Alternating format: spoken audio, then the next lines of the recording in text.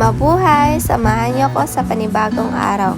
So, panimula palagi ng umaga natin ay maglinis. So, huwag na kayong magsawa dyan kung gusto nyo pa rin akong panoorin.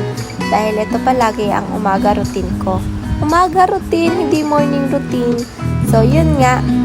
Dahil nga may gagawin tayo today, maglinis lang muna tayo. At ang second thing natin ay maglaba ng mga uniform natin at mga pambahay na damit.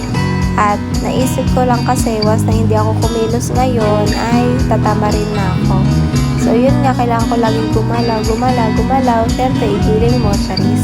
So yun nga, nagkusot lang ako dito dahil nga pag nagwashin ako mas matagal at yung oras ay hinahabol natin. So nagkusot lang naman ako dyan at hindi naman ganun madumi kasi yung mga damit. Kaya mabilisang laba lang yan. So huwag na kayo maarte, hindi kayo yung magsusuot. So yan nga, laba lang ako at syempre kung makikita nyo yung langat, napakaganda, ng araw, kaya sinulit ko yung paglalaba ko. So habang naglalaba ako, ito yung mga bantay ko, syempre mga nanggugulo, yan makukulit yung mga pusang yan. So magsampay na tayo today at dahil nga maganda yung araw, hinayaan ko lang sila dyan ng matuyo. Syempre malamang kaya ka nga nagsampay.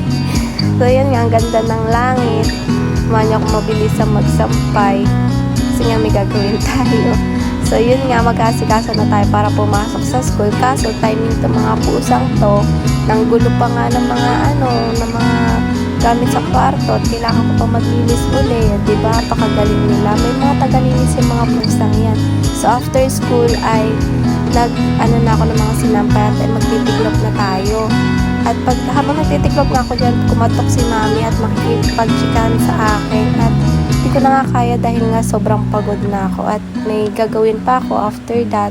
Pag-aaral na ako. So yun lang, bye!